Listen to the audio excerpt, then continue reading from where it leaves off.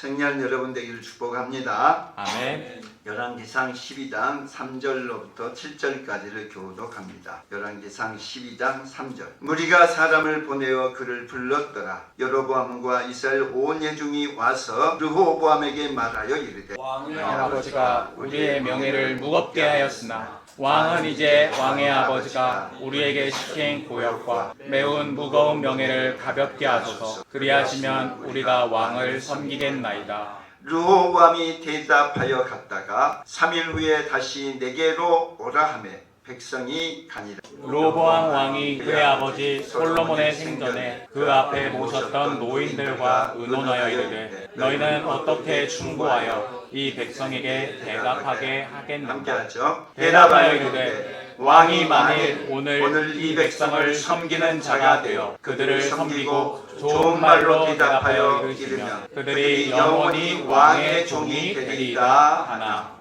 아멘.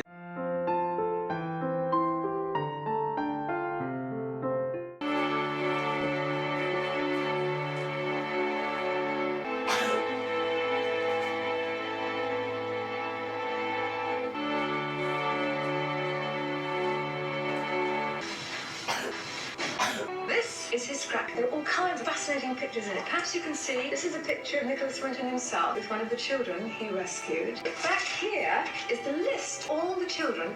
This is Vera Dim, now Vera Gissing. We did find her name on his list. Vera Gissing is with us here tonight, hello Vera, and I should tell you that you are actually sitting next to Nicholas Winton.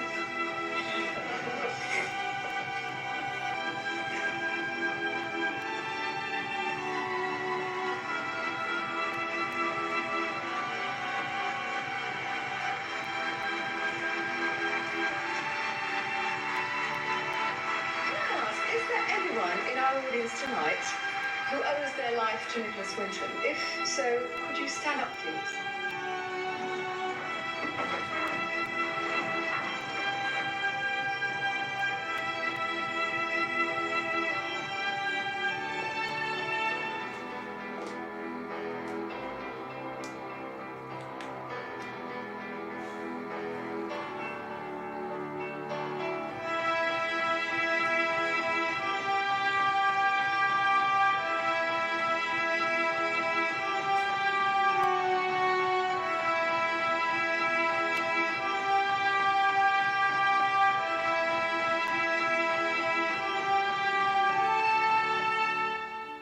할렐루야.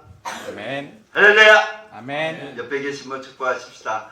하나님이 사랑하십니다. 하나님이 사랑하십니다. 축복하십니다. 축복하십니다. 네, 이 자리에 있는 것이 은혜고 축복인 것을 믿습니다. 기도하고 말씀 듣겠습니다. 하나님, 699명을 살린 밀등경의 그 헌신도 귀한 것이지만 우리를 위하여 십자가에 피 흘려 죽으셔서 우리의 생명을 영원히 구원해 주신 그 예수의 은혜는 비교할 수 없을 만큼 큰 것이온데, 이 시간 우리가 그 주님을 만나는, 주님이 우리에게 직접 말씀해 주시는 그런 시간 될 수 있기를 예수님의 이름으로 기도하옵나이다. 아멘. 어제도 눈물이 나더니만 오늘도 눈물이 나네요. 사람을 구하는 것은 감동적이기도 하지만 그 살아난 사람에게는 생명보다 귀한 일이다 싶습니다. 저는 걸그룹에 대해서 아는 바가 없어요. 소녀시대라는 걸그룹 위에는 아는 바가 없었는데 최근에 이 뉴진스라는 걸그룹에 대한 관심을 갖게 되었어요. 도대체 뉴진스가 뭔가? 라고 살펴보았는데 2022년에 데뷔한 이제 2년차 되어진 5인조 국제 5인조 걸그룹이에요. 근데 이 걸그룹을 픽업해서 키웠던 사람이 엄마 같은 민 대표라는 분이에요. 엄마처럼 같이 먹고 마시고 하면서 그들을 오늘날 이 스타가 될 수 있게 하신 분이라고 할 수 있죠. 근데 이 엄마 같은 대표가 일을 할 수 있도록 뒷바라지를 해주신 분이 방 의장이라고 하는 아빠 같은 노릇을 하신 분이에요. 그분이 돈을 다 대줬고 그 모기업이 있었기 때문에 자회사였던 이 뉴진스가 속한 어도라고 하는 회사가 성공을 할 수 있었던 것입니다. 자, 문제는 이 방 의장이라고 부르는 분, 잘 알고 있는 방시혁 씨라고 부르는데요. 1972년생입니다. 그리고 민 대표 민희진이라고 하는 이분은 1979년생이세요. 그런데 이 방 의장이라고 하는 분은 2005년에 하이브의 전신인 기업을 창업을 했고 2013년 BTS를 데뷔시켜서 세계적인 스타가 되었고 그 때문에 재벌급에 해당하는 사람이 된 것입니다. 문제는 이 걸그룹을 키운 엄마 역할을 하는 대표와 후원을 했었던 아빠가 서로 다투고 있는 것이 지금 사태의 상황이라고 할 수 있어요. 그런데 이 걸그룹의 나이를 보니까 데뷔할 당시 때 14살부터 18살까지의 나이였어요. 2년 전 일이죠. 그러니까 데뷔할 때 나이였으니까 연습생이 됐을 때는 더 적었다는 얘기죠. 그래서 가장 어린 혜인이의 그 학력을 보았더니만 초등학교 중퇴, 크리스천 스쿨 중퇴. 지금 나이가 중학생 나이밖에 안 되는 거잖아요. 그러니까 매우 어린 나이에 픽업이 된 것이에요. 근데 이들이 엄청난 돈방석에 앉게 된 것입니다. 2022년 데뷔할 당시 때 이들의 매출력이 186억이었어요. 근데 작년 매출력이 1103억이 된 겁니다. 무려 7, 8배가 뛴 것이죠. 인기가 몰리고 인기가 몰리면 돈이 되잖아요. 돈이 되다 보니까 결국 아빠 노릇을 하는 민 대표와 엄마 노릇을 하는 방 의장 사이에 다툼이 벌어진 거예요. 엄마 아빠 싸우게 되면 어떻게 돼요? 자식이 어떻게 될지를 모르는 것이에요. 지금은 초기 단계이기 때문에 괜찮지만 이 엄마 아빠가 진짜 나누어지게 된다고 했을 때 이들이 어떻게 될지가 심히 염려되는 바가 있어요. 이들 얘기를 하는 것은 생명부재 걸그룹의 문제가 아니라 오늘 우리들에게도 동일하다는 거예요. 나를 길러주고 낳아주고 키워준 엄마와 또한 이 엄마를 위해서 열심히 일해서 또 경제적인 후원을 했었던 아빠, 이 엄마 아빠가 서로 나눠지게 됐다든가 또는 이 엄마 아빠 사이에 다툼이 벌어졌을 때 이 자녀들의 행방 얼마나 힘들까라는 생각이에요. 다행스럽게 지금은 발표했던 것이 인기를 몰이를 하고 저같이 걸그룹을 전혀 몰랐던 사람도 관심을 기울일 만큼 그렇게 핫하지만은 이게 장기간을 가게 된다면 별로 아름답지 못하다는 것이에요. 어린이날 우리의 가정 안에 이런 일이 있어서는 아니 되겠죠. 자, 오늘 본문의 말씀을 살펴보고자 합니다. 12장 1절 말씀 다 함께 읽어볼까요? 르호보암이 세겜으로 갔으니 이는 온 이스라엘이 그를 왕으로 삼고자 하여 세겜에 이르렀습니다. 아멘. 르호보암은 솔로몬 왕의 아들이에요. 솔로몬이 다윗의 아들이고 솔로몬의 아들이 르호보암으로 왕이 되었어요. 근데 이 르호보암이 왕이 되었을 때 나이가 41세인데 문제는 그 아버지 솔로몬에게 부인이 굉장히 많았어요. 요즘으로는 상상할 수 없었는데 후궁이 700명이었고 첩이 300명이었다고 그래요. 그러니까 거기서 태어난 아이들이 얼마나 많았을까 싶어요. 솔로몬이 40년 왕이 있었는데 이 르호보암이 왕이 오를 때가 41세예요. 그러니까 왕이 되기 전에 세워져 태어난 아들이라는 뜻이에요. 근데 이 르호보암이 어떻게 왕이 됐을까? 그 많은 왕자들 틈에서 왕이 되었다라고 하는 것은 큰아들이기 때문만 되지는 않았을 거예요. 큰아들인지도 모르겠고요. 그러나 왕이 되었다라고 하는 건 이유가 있었을 터인데 그것을 찾아보고자 그의 어머니 이름이 암몬 사람 나아마였는데 2번 나와요. 2번 나온다는 것은 이 사람의 역할이 매우 중요했음을 볼 수 있어요. 자, 11장을 살펴보게 되면 솔로몬 왕이 바로의 딸과 그의 여러 공주들과 함께 결혼을 했다라는 얘기가 나오는데요. 바로의 딸과 결혼한 이유는 있어요. 그 당시 때 최고의 강대국, 가장 큰 제국이 애굽이었거든요.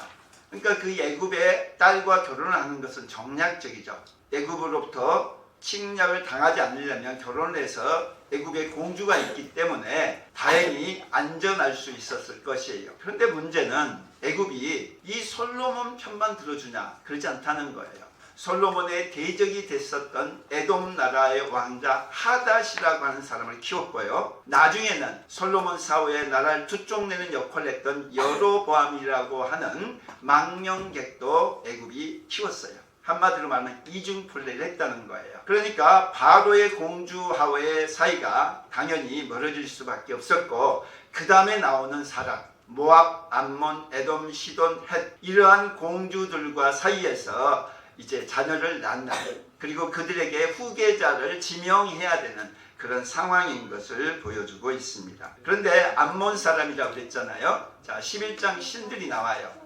11장을 보게 되면 여러 가지 신들, 그러니까 옛날에는 자기 나라마다 각기 신이 있었단 말이죠. 그래서 여러 신들이 나오는데 5절, 7절, 3절을 보게 되면 공통점 하나가 나옵니다. 세 가지 중에 공통점. 자, 한번 찾아보시기 바랍니다. 제가 선물을 드릴까 싶은데요. 암몬이다. 암몬입니다. 암몬. 첫 번째는 안 나와요. 근데 공통점 항상 2나 3위에 나오는 신이 암몬이에요. 암몬이라는 나라에서 가지고 오는 신, 밀곰이라고도 하고 몰록이라고도 하는 이 신을 섬기는 일이 나온다는 거예요. 그럼 누가 일을 했겠어요? 그 나라의 공주가 시집을 오면서 그 나라의 신을 가지고 왔다 이 말이에요. 암몬의 공주의 영향력이 컸다라는 얘기를 보여줘요. 1인자는 아니었어요. 근데 항상 2인자 내지는 3인자 위치에 있으면서 빠지질 않아요. 5절을 보게 되면 시돈의 여신 아스타롯과 암몬의 밀곤을 섬겼다라는 얘기가 나오고, 7절에는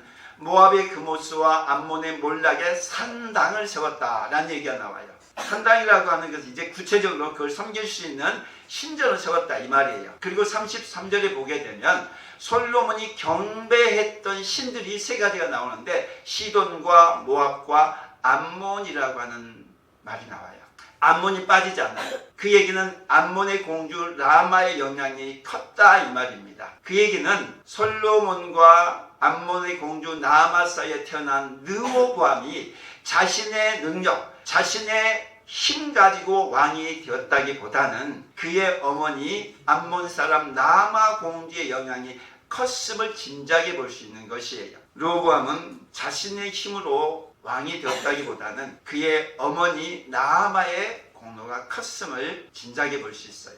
솔로몬도 16살 내지는 20살 사이에 젊은 나이에 왕이 됐을 때 그의 어머니 밧세바의 도움이 컸어요. 마찬가지로 르호보암도 그랬을 가능성이 있는 것이에요. 자, 그리고 나서 왕이 됐어요.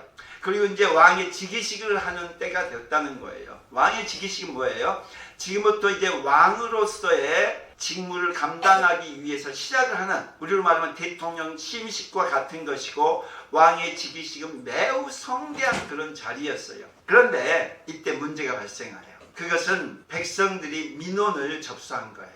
그 민원은 그의 아버지 솔로몬 때부터 축적되어 솔로몬 때부터 있었던 불만 사항이었는데, 그때는 얘기하지 못하고 솔로몬이 죽자 그의 아들 르호보암이 왕이 되는 순간에 문제를 제기한 거예요. 그 문제는 뭐냐면, 우리에게 주어진 노역, 우리에게 주어진 이 노동이 너무 힘들어서 이것을 좀 감해 주시라라고 하는 부탁이었어요.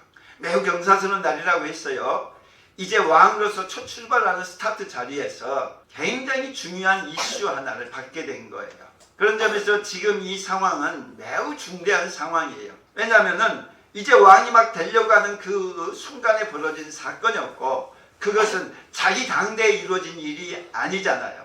아직 왕이 되지 않았기 때문에 자기가 한 일이 아니잖아요. 그의 아버지 솔로몬 때부터 축적되어 왔던 문제가 터졌다 이 말이에요. 이 문제를 어떻게 해결하냐에 따라서 그에게 있어서 매우 중대한 사태가 벌어질 수 있는 그런 상황인 것을 보여줘요. 무엇을 말해줘요? 왕도 스트레스가 있어요. 왕도 문제가 있어요. 처음 얘기 들었지만 방의자 2조 2천억이라고 하는 돈을 주물렀어요. 그 돈은요, 그동안에 엔터테인먼트 회사 3개를 다 합친 것보다도 더 많은 매출액이에요. 그것도 작년에 이루었던 그러한 성과였어요. 그런데 밑에 있는 이 자기의 자회사 사장하고 붙은 거잖아요. 마찬가지로 똑같은 상황이 벌어진 거예요. 왕이라고 해서 문제가 없느냐? 아니에요. 우리 인생에 문제 없는 인생은 없어요. 누구든지 문제는 있어요. 다만 그 문제를 피해갈 것이냐 아니면 그 문제를 극복할 것이냐 둘 중에 하나인 거지 어디를 가든지 인생에는 문제가 따라요. 솔로몬도 그랬고요. 지금 르호보암도 마찬가지예요. 자, 이 사태 앞에 그가 어떻게 결정을 했는가를 살펴보고자 해요. 자, 12장 6절 같이 읽어볼까요? 르호보암 왕이 그의 아버지 솔로몬의 생전에 그 앞에 모셨던 노인들과 의논하여 이르되 아멘. 민원을 접수하고 3일의 시간을 달라 하고 이야기한 거예요. 그 3일이라는 결정을 해야 되잖아요. 여러분들이었다면 어떻게 결정을 했을까요? 인생에 매우 중요한 이제 새 출발을 하고자 하는 인생 속에 정말 중요한 일이 닥쳐왔단 말이죠. 그럼 여러분은 어떻게 결정하시겠어요? 솔로몬이었다면 아마 하나님 앞에 기도했을 것 같아요. 왜냐하면 그는 처음 1000번째를 들으면서 하나님 앞에 지혜를 구한 사람이었거든요. 근데 르호보암은 하나님 앞에 기도하지는 않았어요. 대신에 사람들의 조언을 들었던 차선을 선택했어요. 이것까지는 참 잘한 거예요. 누군가의 조언을 받고 누군가의 도움을 받는다는 거 필요하거든요. 인간은 혼자 살 수 없어요. 누군가의 도움 없으면 살 수 없는 게 우리 인간이에요. 르호보암은 아버지 생전에 자기의 선대왕 솔로몬을 섬기고 있었던 사람들, 노인들이죠. 노인 신하들에게 조언을 구했던 거죠. 그랬더니만 이 노인 신하들이 이렇게 조언을 합니다. 12장 7절인데요. 왕이 만일 오늘 이 백성을 섬기는 자가 되어 그들을 섬기신다면은 왕은 섬기는 자다라고 그렇게 정의를 한 거예요. 솔로몬 때부터 솔로몬의 모든 실정과 또 모든 과정을 지켜본 노인 신하들이잖아요. 지혜가 있었던 사람들이죠. 보고 들은 게 있었습니다.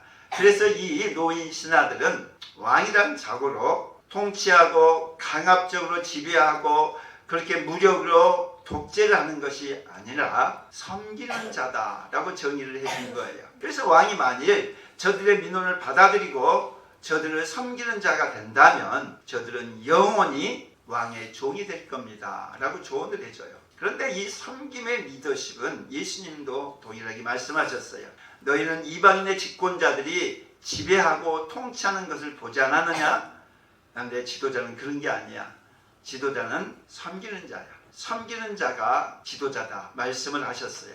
지금 우리나라도 마찬가지예요. 대통령이 섬기는 대통령이 되어져야 이 나라가 평안할 수 있는 거예요. 기업도 마찬가지고요. 어떤 지도자든지 예수님의 리더십 따라 섬기는 지도자가 되어질 때 그것이 안정적이고 또한 그 집단이 공동체가 바람직할 수 있다는 거예요. 근데 여기서 그치지 않죠. 젊은 사람, 소년들이라고 나오는데요. 소년은 아니겠죠. 41살의 왕이 되었기 때문에 젊은 사람들인데 성경에는 소년이다 라고 말을 해요.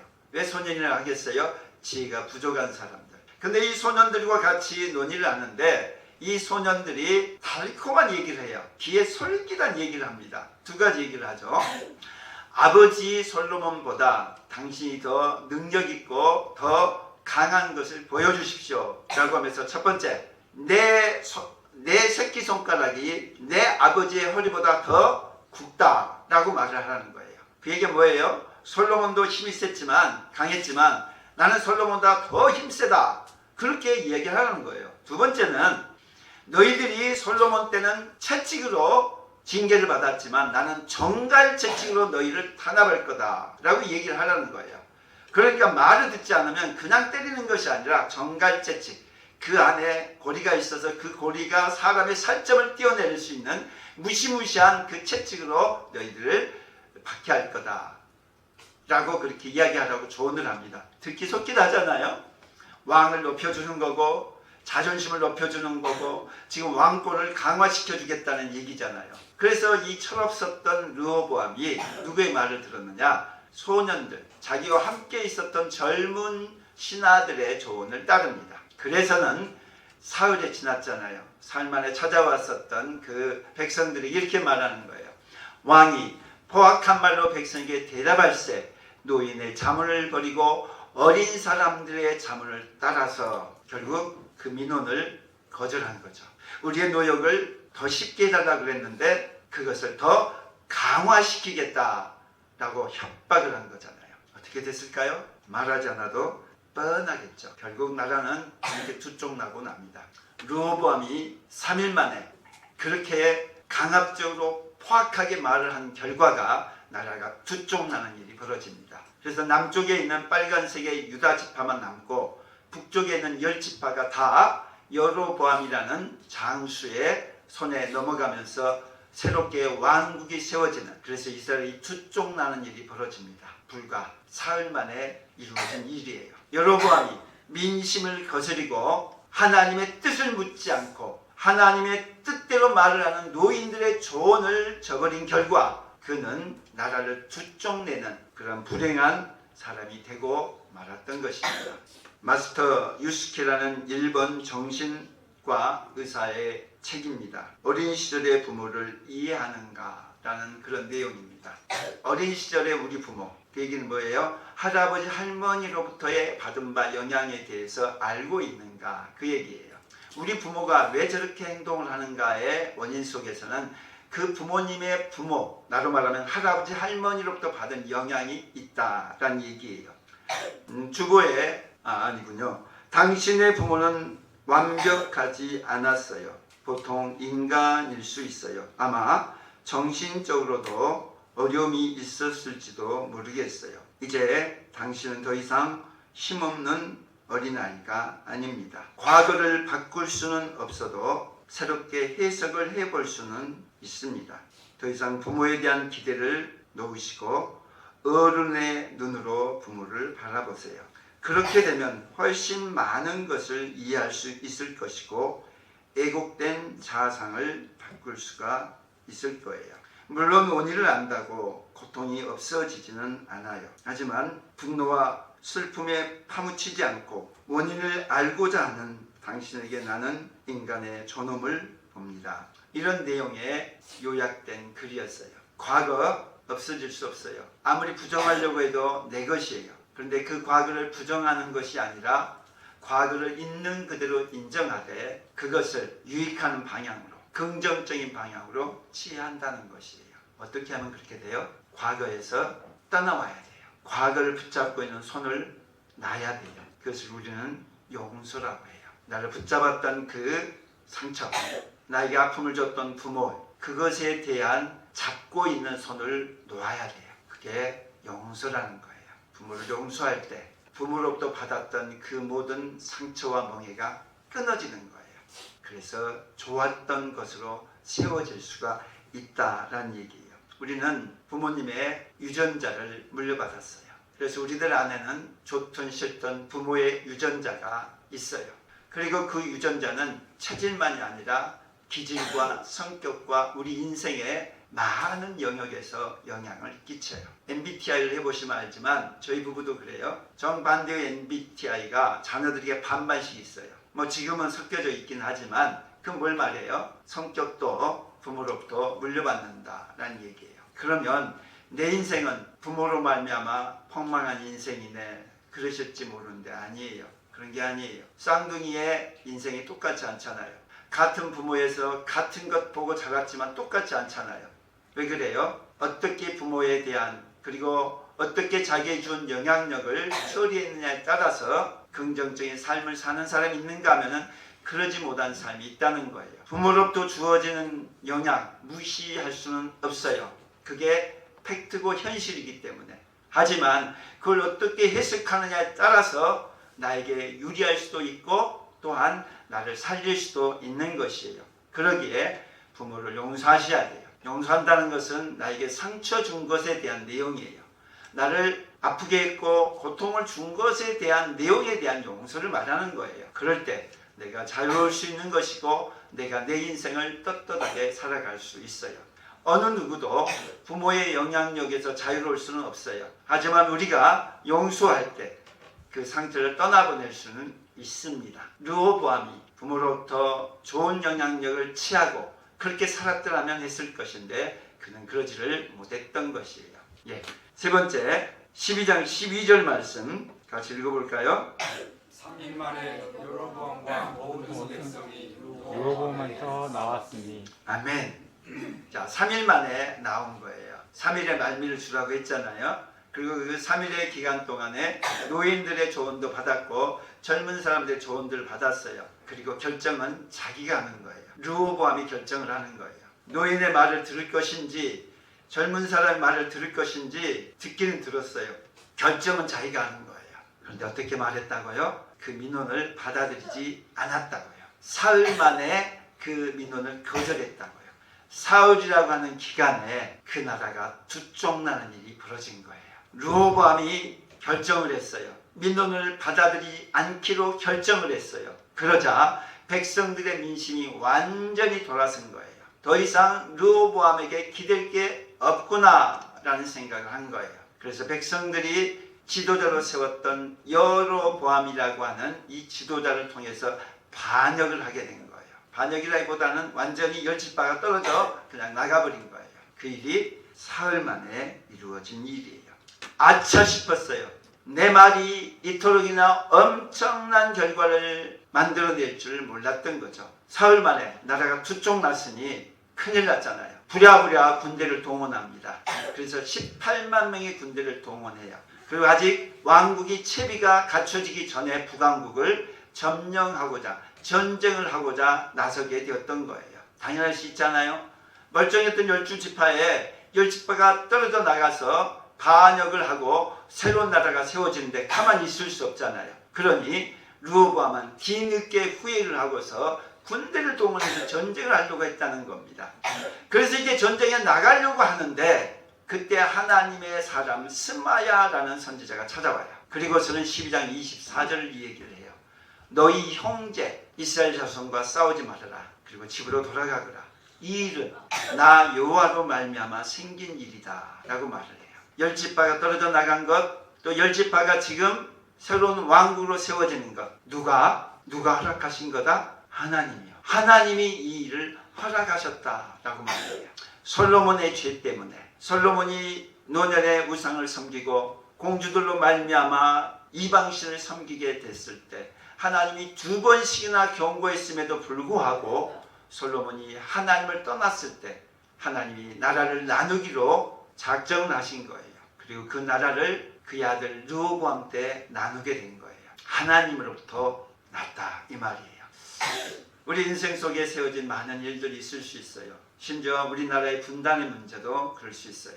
근데 그것이요 우리의 죄 때문만도 아닐 수 있고요. 부모의 잘못 때문만도 아닐 수 있어요. 하나님은 그 모든 사건의 주권자세요. 이 일이 나로 말미암아 일어났다라고 말씀을 하세요. 우리에게 주어진 모든 일, 그것이 우연한 일이 아니라 하나님으로 말미암아 이루어졌다라고 말을 해요. 르호보암이 그 얘기를 듣고 나서 18만 명이라는 군대를 동원해서 지금 반역을 했던 10지파를 치려고 했던 순간에 이 하나님의 사람의 말을 듣고 나서 그 결정을 철회해요. 그리고 각기 집으로 돌아가는 일이 벌어집니다. 다시 말하면 남북 간의 전쟁이 일어나지 않았다라는 얘기예요. 르호보암은 어리석은 선택을 했어요.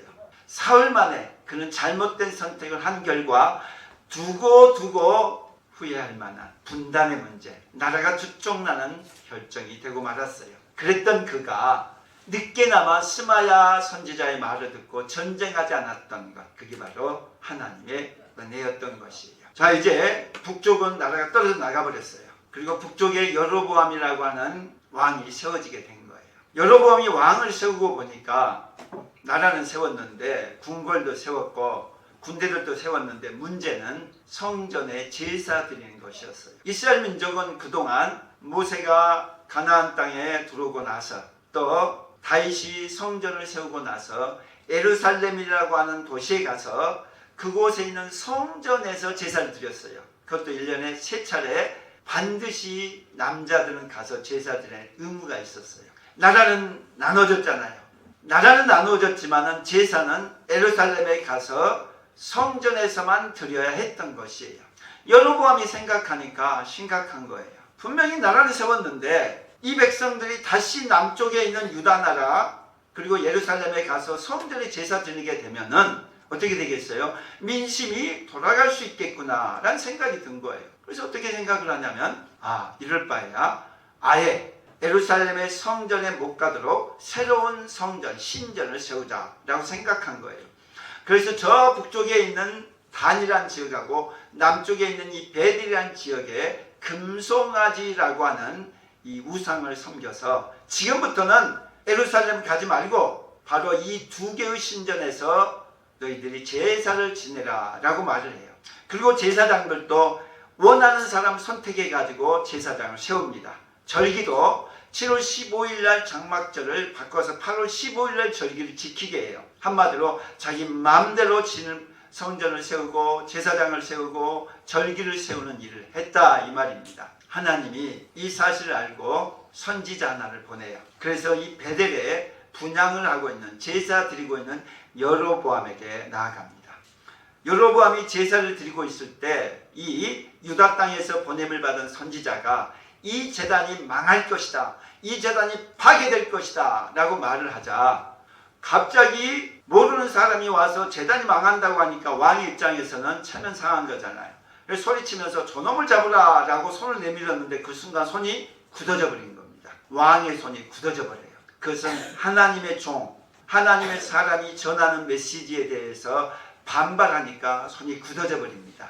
깜짝 놀랐던 이 여로보암이 제발 좀 나 좀 고쳐달라고, 네 하나님께 기도해서 나 좀 고쳐달라고 그렇게 요청을 하자 그 사람이 기도했을 때 이 손이 풀어집니다. 그러면서 그 선지자가 얘기하기를 내 말이 진짜라는 것, 하나님이 이 제단을 싫어하시고 우상을 싫어한다는 걸 보여주겠다 하면서 이 제단이 갈라질 것을 말을 하고 이 제단이 죄가 무너질 것을 얘기합니다. 그러자 그것이 실제로 이루어진 사건이 벌어져요.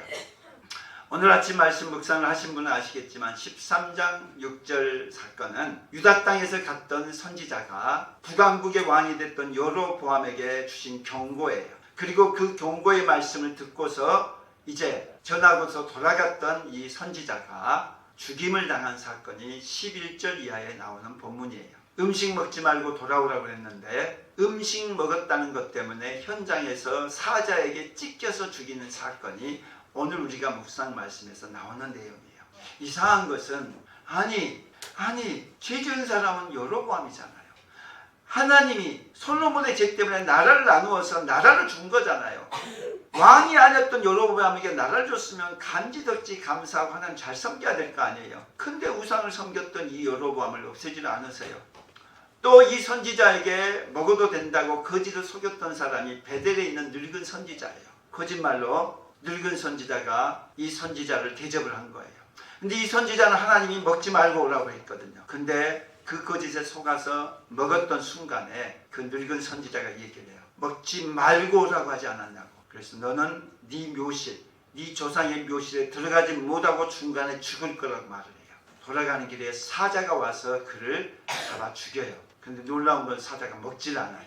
그리고 그가 타겠던 나귀도 먹질 않아요. 사자 그냥 그 옆에 있는 거예요. 모든 사람들에게 경고한 거예요. 하나님을 거역하면은 하나님이 이렇게 심판한다는 것만 보여주고 있는 거예요. 근데 하나님이 참 묘해요. 아니 범죄했던 여로보암을 없애버리면 되잖아요. 북왕국을 다시 합쳐버리면 될 것 아니에요. 거짓말했던 늙은 선지자가 잘못한 거지. 그 거짓말에 속아서 식사 한번 했다고 어떻게 그 젊은 유다에서 온 선지자를 죽이냐고요. 근데 하나님이 이런 분이에요. 모세가 평생 40년 동안 순성했지만 한 번 혈기냈다는 것 때문에 가나안에 못 들어가게 하셨어요. 모세가 제가 커서 그랬을까요? 그것은 하나님을 경외하지 않으면 어떤다라는 걸 보여주는 거예요. 오늘 우리들이 마찬가지예요. 손을 회복시켜 주기 때문에 다행이 아니에요. 여로보암은 손이 회복되었다면 하나님을 믿었어야 될 거 아니에요. 근데 그는 하나님을 믿지 않았어요. 그리고 금송아지를 섬겼어요. 하나님이 북왕국을 없애지 않으셨다는 거예요. 솔로몬의 죄 때문에 나라를 나누시겠다고 말씀하시고 나서 북왕국을 만들어 놓은 다음에는 북왕국이 계속해서 금송아지를 속임에도 불구하고 북왕국을 없애질 않아요. 300여 년 가까운 시간 동안 그들이 계속 금송아지를 속이는데 그걸 없애질 않으신다는 거예요. 하나님이 우리들에게 기회를 주신다는 거예요. 하나님이 경고를 주시지만 징조도 보여주셨지만 하나님이 당장 우리를 심판하지 않는다는 거예요. 얼마든지 우리로 말하면 싹쓸이 해버리면 좋겠는데 그리고 없애버리고 새롭게 사람들을 세우면 좋겠는데 하나님 그렇게 하지 않는다는 거예요. 기회를 주세요. 회개할 기회를 주세요. 돌아오라고 말씀하시는 거고 하나님을 믿어야 복받는다고 말씀을 하세요. 우리 세상이 요지경이에요. 무엇이 옳고 무엇이 그렇다라는 것을 정말로 분별하기 어려운 세상이에요. 지금 미국 대선이 진행 중에 있어요. 잘 알다시피 80세 노인 두 사람이 경합을 해요. 80세 노인이기 때문에 문제가 아니라 얼마나 그 나라에 인재가 없으면은 은퇴할 나이에 두 사람 다 80대가 넘는 두 사람에게 이 나라를 맡기냐 이거예요. 한 사람은 깜빡 기억이 오락가락하신 분이고 한 분은 지금 형사 고발돼 가지고 재판에 출석하고 있는 두 사람이 붙고 있어요. 두 사람 중에 하나가 되겠죠. 문제는 두 사람 중에 하나가 되면 우리나라의 미군을 철수시킨다는 얘기가 나와요. 안 그러면 5배, 6배 이상의 돈을 대라라는 얘기가 있어요. 초두에 뉴진스 얘기를 했죠. 그러니까 그것이 BTS에게 붙었고 BTS에 불이 붙으니까 아미들이 난리를 벌인 일이 벌어졌죠. 아미는 한국만 있지 않아요. 전 세계가 있어요. 조그마한 한국에 있는 사건이 한국만의 일이 아니라 전 세계적인 일이 되었다는 거예요. 문제는 미국과 중국이 서로 충돌하다 보니까 그 안에 조그만 우리나라가 끼어서 어려움을 겪고 있다는 거예요. 지금 이 의장과 대표가 서로 싸우다 보니까 그 안에 끼어있는 이 뉴진스라고 하는 걸그룹이 어려움을 겪게 되어 있다는 거예요. 우리의 가정 안에 부모들이 서로 사랑하고 화목하다면 자녀들에게도 행복이 이루어질 거예요. 근데 만일 부모들 사이에서 갈등이 벌어지고 다툼이 벌어졌다면 그 결과는 고스란히 자녀들에게 아픔으로 남을 수밖에 없어요. 우리는 그 누구도 부모 없이 태어난 자녀는 없어요. 세상에 태어났다는 것은 여러 가지 측면에서 부모의 영향을 받았다는 거예요. 좋을 수도 있지만 안 좋을 수도 있어요. 좋든 안 좋든 부모의 영향으로부터 이제 자유롭게 되어져야 해요. 이제 어른된 여러분들, 청소년 길을 지나서 이제 청년의 기에 들은 여러분들은 부모의 영향으로부터 벗어나야 돼요. 그러기 위해서 부모를 끊어내야 합니다. 정신적인 끈으로부터 벗어나야 되는 거예요. 그게 바로 용서다라고 말씀하셨어요. 그렇게 될 때 내 안에 진정 하나님 앞에 바로 서는 내 인격체가 되어지는 겁니다. 나는 하나님을 믿을 것인지 믿지 않을 것인지 내가 선택하는 거예요. 그래서 내가 선택해서 복 있는 자가 될 것인지 아니면은 부모의 영향에 벗어나지 못하다가 결국 하나님도 저버리는 미련하고 어리석은 인생이 될 것인지 내가 결정하는 거예요. 성경 그렇게 말해요.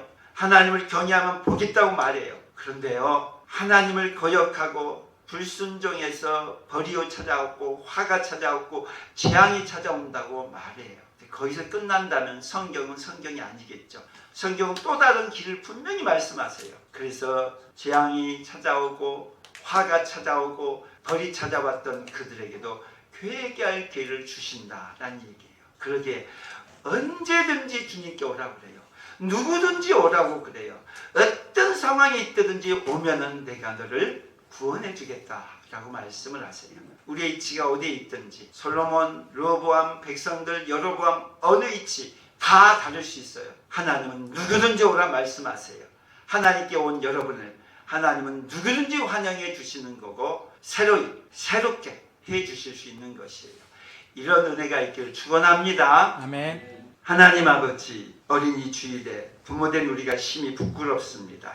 부부로서 본되지 못했던 건 너무 많습니다. 이랬던 부모로서의 우리의 부끄러운 것을 용서하시고 자녀들 또한 그 부끄러운 상처 때문에 더 이상 아파하지 않게 해주시고 주님을 믿는 자녀답게 자유롭게 해주시고 주님이 주시는 평안과 기쁨을 누리는 우리 모든 자녀들 될 수 있기를 예수님의 이름으로 기도하옵나이다. 아멘. 아멘. 찬송가 564장